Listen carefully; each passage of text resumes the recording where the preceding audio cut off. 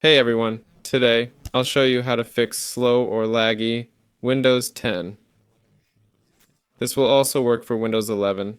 Let's go to settings. Here we'll go to privacy. Now we'll uncheck all these boxes. Speech. This should be off too. Next, activity history here. Let's continue. Diagnostics and feedback. Open this, close that, turn this off.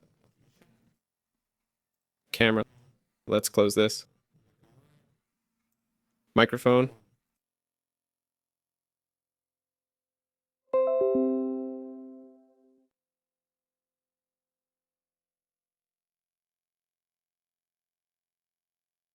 I've just turned off the feedback. Disable contacts and calendar. Turn off room polls. Disable call history. Turn off unnecessary app tracking. There, and so on. That's it. This was Elner. Like and subscribe to the channel. See you later.